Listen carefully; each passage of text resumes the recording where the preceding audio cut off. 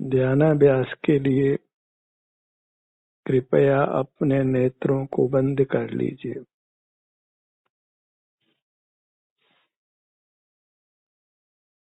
बाहर का देखना जानना बंद कीजिए, क्योंकि आपका सुख आपके बाहर नहीं है। सुख दुख आपके भीतर ही होता है, आपके सिर से पैरों तक ही होता है।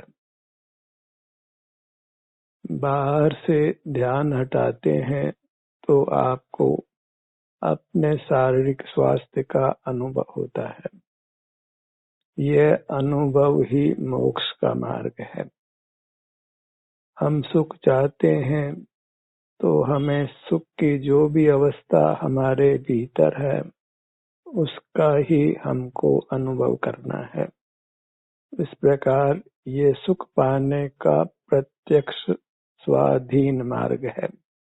अन्य किसी को हम माध्यम नहीं बनाते हैं, सीधे अपने सुख की अवस्था का अनुभव करते हैं जो अपने सिर से पैरों तक होती है, इसी के विभिन्न भागों में होती है। हम सुख पाने के लिए ही ध्यानाभ्यास करते हैं। कोई कहे कि मैं तो सुखी हूँ, मुझे ध्यानाभ्यास क्यों करना है? तो हम कहते हैं कि बाहर से अपना ध्यान हटाइए, आपका ध्यान अपने आप पर आएगा तो आपको भासित होगा कि आपका शरीर पूरी तरह स्वस्थ नहीं है। आपके शरीर के विभिन्न भागों में आपको दुख का भी अनुभव होता है, अप्रिय संवेदना भी मिलती है, जो ये बताती है कि आपके भीतर अभी रोग विद्यमान है। भले ही बहिर्मुखता में आपको उस रोग का एहसास नहीं होता है, और बहिर्मुख रहते हैं तो वह भीतर का रोग बढ़ता जाता है और उग्र होकर फिर आपको प्रकट होता है। तब सहज बिना यत्न के ही आपका ध्यान उस वेदना पर आता है। हमें कर्म की स्थिति को, रोग को बढ़ाना नहीं है, समाप्त करना है। बहिर्मुखता में भले ही आपको शरीर में कोई वेदना का अनुभव नहीं होता हो, पर हमें बहिर्मुख नहीं रहना है, अपने शारीरिक स्वास्थ्य का अनुभव करना है। तब आपको शरीर में जो भी वेदना की स्थिति है, रोग की स्थिति है, उसका आपको अनुभव होता है और आप उस रोग से मुक्त होते हैं। शास्त्रीय भाषा में उस रोग को कर्म का उदय कहते हैं। आप कर्म से बंधे हुए हैं, और लौकिक भाषा में कहें तो आपके शरीर में कुछ वेदना है, कुछ रोग मौजूद है, जो आपको बहिर्लक्ष्य में अनुभव में नहीं आता है। और बहिर्लक्ष्य बनाए तो वह रोग धीरे धीरे भीतर ही भीतर बढ़ता है और फिर तीव्र होकर उदय में आता है। वह स्थिति अच्छी नहीं है। सुख के प्रयोजन के लिए आपको अपने शारीरिक सुख दुख की अवस्था का ही अनुभव करना है, कारण कि सुख दुख शरीर में ही होता है, शरीर के बाहर नहीं होता है। सुख चाहिए तो सुख की अवस्था को ही अनुभव में लीजिए, उससे दुख का विनाश होगा और सुख पूर्णतया व्यक्त होगा। माध्यम अन्य को बनाए तो फिर प्रश्न होता है कि हमें सुख चाहिए तो अन्य की बात क्यों करते हो। यहाँ तक कि हम किसी को कहें कि आप आते जाते श्वास को महसूस कीजिए, पेट में, सीने में, नासिका में जो आत्म प्रदेशों का ऊपर भीतर आना है उसको महसूस कीजिए। तो तार्किक व्यक्ति कहता है कि इसका सुख से क्या संबंध है, और उसे तार्किक व्यक्ति को समझाना कठिन होता है। पर उसे सीधे ही जो भी सुख की अवस्था आपके सिर से पैरों तक है उसका अनुभव करिए, तो उसको ये बात सरलता से समझ आती है। सुख चाहते हैं तो सुख की ही बात करिए, दुख नहीं हो और सुख हो तो आप अपने ही सुख की अवस्था को अनुभव में लेते हैं, जो जैसी भी है। तो पर लक्ष्य नहीं होने से रागादि जनित आकुलता नहीं होती, और वेदना या रोग जो भी है उसका अनुभव कर आप उस रोग से मुक्त होते हैं। भले ही लोक में ये बात नहीं चलती है, पर आप अनुभव करें, प्रयोग करें तो आप पाएंगे कि जब आप अपने शरीर के विभिन्न भागों में जो भी अप्रिय संवेदना है, दुखद संवेदना है, उसका आप मात्र अनुभव कर लेते हैं, तो आपका शारीरिक स्वास्थ्य क्रम से अच्छा होने लगता है। बिना औषधि के, बिना वैया व्रत के ही आप वेदना से क्रम से मुक्त होने लगते हैं, और आपको स्थायी स्वास्थ्य की प्राप्ति होती है। और स्वास्थ्य की प्राप्ति ही वास्तव में सुख है। स्वस्थ व्यक्ति सुख का अनुभव करता है।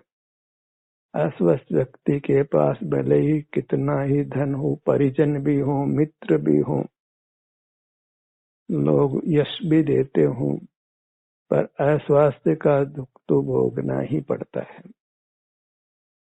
तो हमें अस्वस्थ नहीं रहना है, स्वस्थ रहना है।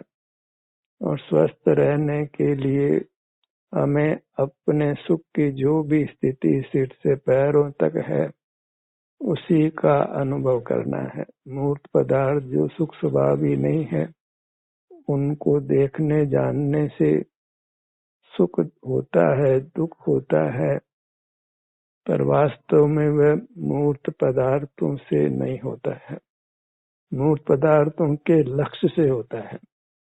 इसमें बड़ा अंतर है। मूर्त पदार्थ तो कोई सुख दुख देते नहीं है, पर मूर्त पदार्थों का लक्ष्य विषय सुख देता है, विषय दुख देता है। इसलिए मूर्त पदार्थों का लक्ष्य नहीं करना है, और अपने अमूर्त काया जो हम स्वयं हैं, वह अपनी वस्तु है, उसका अनुभव करना वह न्याय सम्मत है। क्योंकि अपनी वस्तु को भोगने में कभी किसी को कोई ऐतराज नहीं होता है, दूसरे की वस्तु को भोगने में ही ऐतराज होता है। अपनी वस्तु को बाहर से ध्यान हटाकर पहचानिए, क्योंकि बाहर से ध्यान हटाने पर आपकी वस्तु जो आपका आभ्यंतर अमूर्त शरीर है वह स्वमेव अनुभव में आता है, और आपकी शारीरिक स्वास्थ्य की वर्तमान में जो भी स्थिति है सुख दुख रूप से वह आपको स्वतः अनुभव में आती है, और उस अनुभव से आप अपने रोग जो छिपे हुए भीतर पड़े हैं उनसे क्रम से मुक्त होते हैं, स्वास्थ्य को पा लेते हैं, सुख को पा लेते हैं। और जब ध्यान को प्रयोग के रूप में हम लेते हैं, निर्देश देने के रूप में लेते हैं, तो फिर हम आपको अपने विभिन्न अंगों पर आने के लिए कहते हैं। हर अंग की जो भी स्वास्थ्य की स्थिति है उसका अनुभव करने के लिए कहते हैं। तो आप बाह्य जगत से विमुख होते हैं और अपने शारीरिक सुख दुख का जो आपका अपना है उसका अनुभव करने लगते हैं। वही न्याय मार्ग है जिसको आप अंगीकार कर लेते हैं। तो आपकी मूरत आपके सिर से पैरों तक है। इसमें नाना अंग उपांग आपको संवेदन में आते हैं और वे हमको प्रसिद्ध हैं। अपना सिर का भाग हो कि हाथों का भाग हो कि धड़ भाग हो, पीठ हो, पैर हो और उपविभाग हो, सबका हमने बारंबार अनुभव किया है और अनुभव के बल पर ही हम उन अंगों का संचालन भी करते हैं। स्वयं को स्वयं का अनुभव होता है। अब उस अनुभव रूप हम नहीं रहकर बाह्य अचेतन जो सुखवीन पदार्थ हैं उनसे जुड़कर रहते हैं। उसी के कारण से हम संसार में परिभ्रमण कर रहे हैं। तो केवल जो अचेतन पदार्थ सुखवीन पदार्थ हैं उनको देखना जानना बंद करना है। उनका ज्ञाता दृष्टा नहीं रहना है। उनको ज्ञेय नहीं बनाना है। उनके ज्ञायक नहीं रहना है। अपनी चिन्ह मूर्त के ही भोक्ता होना है, संवेदक होना है। अपने विस्तार तक ही रहना है। वही हमारी मर्यादा है। यह हमारी लक्ष्मण रेखा है जिसका हमको अतिक्रमण नहीं करना है। और इस लक्ष्मण रेखा से यदि हम बाहर नहीं आते हैं तो फिर कोई दुख हमको नहीं हो सकता है। फिर शरीर में कोई रोग वेदना उत्पन्न नहीं हो सकती है। आप रोग मुक्त रहते हैं, स्वस्थ रहते हैं और उत्तम से उत्तम सुख का अनुभव करते हैं। किसी बाह्य पदार्थ की आवश्यकता नहीं होती है। जब पर पदार्थों को देखते जानते हैं तो हम उस लक्ष्मण रेखा का उल्लंघन करते हैं और घोर दुखों में आ जाते हैं। ये स्वाभाविक है, क्योंकि जहाँ सुख है वहाँ तो हम रहते नहीं हैं और जहाँ सुख नहीं है वहाँ से हम जुड़ते हैं। यही विपरीत चर्या है जो संसार के नाना दुखों का अनुभव कराती है। बाहर का देखना जानना बंद करना है, वही संयम है। इंद्रिय जय करना है, जिनेंद्र होना है। अपने सिर के भाग पर आइए।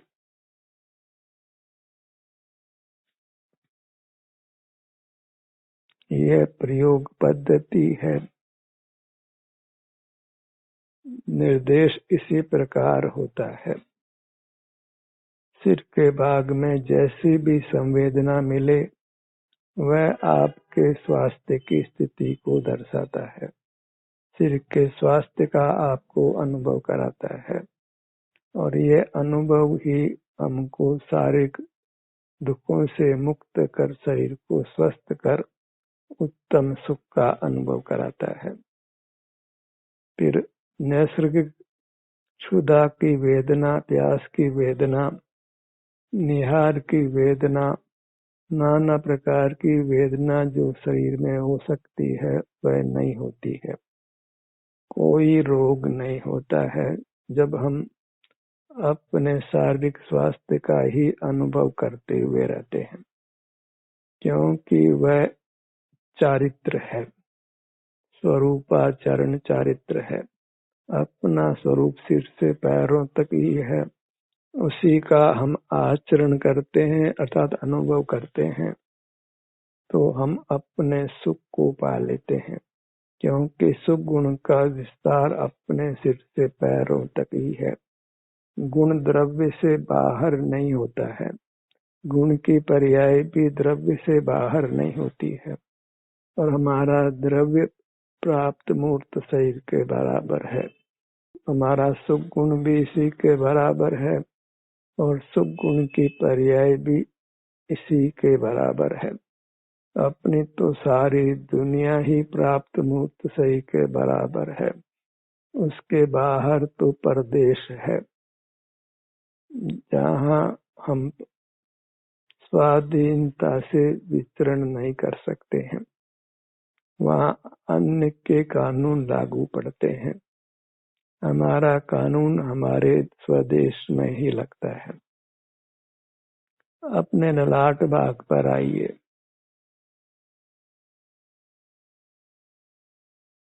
सीधा सरल मार्ग तो यह है कि हम बाहर देखना बंद करें, क्योंकि बाहर सुख नहीं है। इतने मात्र से ही स्वरूपाचरण चारित्र शुरू हो जाता है। जब बाहर नहीं होते तो अपने में ही होते हैं, और अपने में होना ही मोक्ष का मार्ग है। अपने में होते हैं तो अपने स्वास्थ्य की स्थिति का ही अनुभव होता है, और कदाचित कोई रोग है तो उसका अनुभव कर हम शीघ्र ही उस रोग से मुक्त हो जाते हैं। लोक में भले ही ये बात प्रसिद्ध नहीं हो कि रोग का अनुभव हमको रोग से मुक्त करता है। और जो पहले मंद कषाय वाले जीव हुआ करते थे, तो वेदना को शांति से भोग कर ही वेदना से मुक्त होकर स्वस्थ हो जाते थे। औषधि आदि का सेवन नहीं करते थे। पर आज हमने सहिष्णुता को खोया है। बाह्य साधनों के अधीन होकर दुखों से मुक्त होना चाहते हैं, क्योंकि हमारे चिंतन में ही परतंत्रता है। पर वस्तु के भोग में हमको कुछ विपरीत चर्या नहीं लगती है।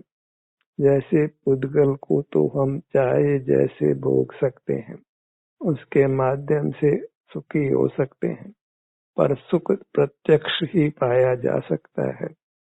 पर लक्ष्य में सुख विषय सुख रूप हो सकता है, पर स्वाभाविक उत्तम सुख का अनुभव कदापि नहीं हो सकता है। अपने नेत्रों के भाग पर आइए।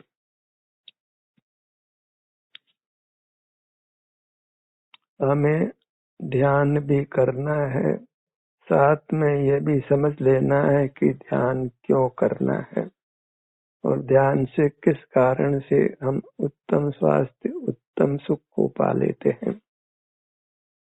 तब सहज ही हमारी वृत्ति बहिर्मुख नहीं होती है। बहिर्मुख नहीं होना ही अपना ध्यान करना है। कानों के भाग पर आइए।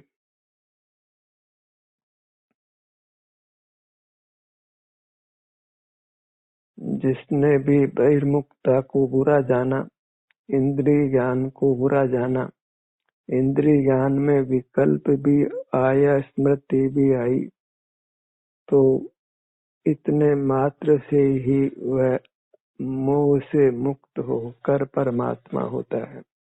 जिस कार्य को बुरा जान लेते हैं, तो उस कार्य से हम सहज ही अपने को निवृत्त करते हैं।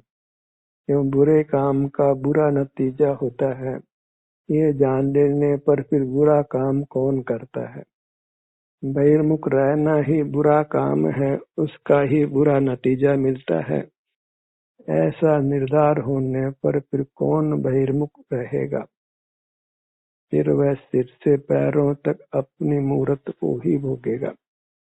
फिर वह पर पदार्थों को भोग कर उपयोग में लेकर सुखी होने का प्रयत्न नहीं करेगा। नासिका भाग पर आइए।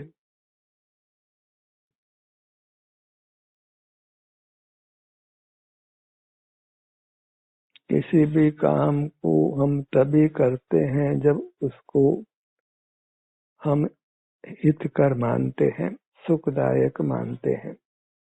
तो ये स्वानुभव का कार्य ही वास्तव में सुखदायक है, क्योंकि हम इससे सुख के स्रोत से सीधे जुड़ते हैं, विषय का आलंबन नहीं करते हैं। अन्यथा फिर वह सुख वैसे हो जाता है, और उससे फिर हम मूर्त से बन जाते हैं। मूर्त पदार्थों को देखना जानना ही मूर्त से बनने का कारण है। इतनी सी बात आज के पढ़े लिखे लोगों को यहाँ तक कि पंडितों और साधुओं को भी समझ नहीं आती है।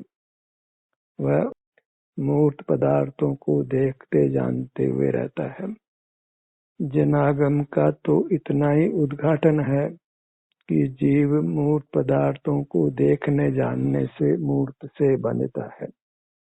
इतनी बात समझ आ जाए तो वह बंधन से मुक्त हो सकता है। अपने ध्यान को अपने होठों के भाग पर लाइए।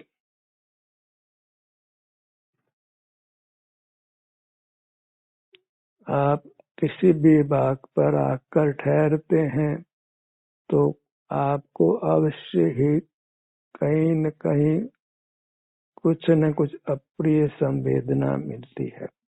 किसी न किसी भाग में वेदना और आपको उसका अनुभव होने लगता है। ये इतना ही सूचित करता है कि आप जो भीतर रोग है वह बाहर प्रकट होकर उससे आप मुक्त हो रहे हैं। हमें जो सत्ता में कर्म पड़ा है, इसको हम लौकिक भाषा में कहें तो रोग पड़ा है, उस रोग को बाहर से हटकर अपने स्थान पर आकर उस रोग से मुक्त होना है। उस रोग को अपने से बाहर निकाल देना है। रोग का जनक जो सूक्ष्म मूर्त कर्म है वही वास्तविक वायरस है, बैक्टीरिया है। वही रोग उत्पन्न करके हमको नाना दुख देता है और उसका इलाज फिर पराधीनता से वास्तव में नहीं होता है, क्योंकि अनुभव से ही जीव रोग से कर्म से मुक्त होता है, पराधीनता से मुक्त नहीं होता है। थोड़ी देर के लिए आप रोग को दबा सकते हैं, पर रोग का नाश जो औषधि से मानते हैं उनकी मान्यता बिल्कुल सही नहीं है। जो कर्म बांधा है उसको औषधि से समाप्त नहीं किया जा सकता है, उसका तो अनुभव कर ही आप उससे मुक्त हो सकते हैं। पर जब अपने स्वास्थ्य की स्थिति का अनुभव करते हैं तो इसका एक बड़ा उत्तम लाभ यह है कि पर लक्ष्य नहीं होने से राग आदि की उत्पत्ति नहीं होती है। सत्ता में पड़ा हुआ मोह कर्म आपको राग द्वेष मोह तभी उत्पन्न कर सकता है जब आप बहिर्मुख हों, इंद्रिय ज्ञान में आए, अन्यथा वह कर्म बिना फल दिए ही नष्ट होता है, उदय को प्राप्त नहीं होता है और आप वीतराग होते हैं। अगर मोह कर्म का उदय होता ही रहे तो फिर राग द्वेष होता ही रहेगा। हम मोह कर्म के उदय को नष्ट कर सकते हैं।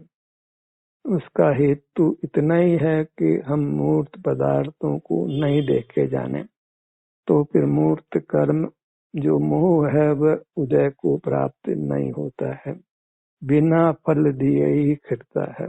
जो असाता वेदनीय कर्म हम बहिर्मुख होकर बांध लेते हैं, उसका तो उदय होने पर उस दुख को हमको भोगना ही पड़ता है। कदाचित आप पूर्वबद्ध असाता वेदनीय कर्म का फल नहीं भोगना चाहते हैं तो बाहर से युक्त नहीं रहिए। तो जो कर्म उदय के सन्मुख नहीं है उसको आप अवश्य ही स्वानुभव के बल से नष्ट कर सकते हैं। पर जो कर्म पक गया है, उदय के सन्मुख है, उसको तो आपको भोगना ही पड़ता है। मोह को बिना फल दिए ही आप नष्ट कर सकते हैं, और जो असाता वेदनीय कर्म उदय के सन्मुख नहीं है, पक्का नहीं है, कालांतर में जिसने उदय में आना है वह अवश्य ही बिना फल दिए नष्ट किया जा सकता है, केवल बहिर्लक्ष्य छोड़ने से। पर पदार्थ जो आपके नहीं है, मूर्त पदार्थ, उनको देखना जानना छोड़ते हैं तो जो सत्ता में पड़ा हुआ असाता वेदनीय कर्म जो कालांतर में उदय में आने वाला है उसको आप बिना फल दिए ही नष्ट कर सकते हैं। तो उससे आपका भविष्य वेदना रहित होता है, भविष्य आपका स्वास्थ्य के साथ व्यतीत होता है, सुख के साथ व्यतीत होता है।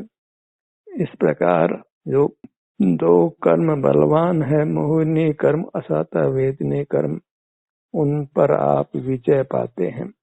मोहिनी कर्म रागादिक उत्पन्न कर आपको आकुल व्याकुल करता है, नूतन कर्मों से बांधता है, और असता वेदने का दुख तो हम सब ने भोगा ही है, आज भी भोग ही रहे हैं। भले परलक्ष में वह अनुभव में नहीं आता हो, पर जहाँ अपने समीप होते हैं तो वह फिर फल देकर नष्ट होता है।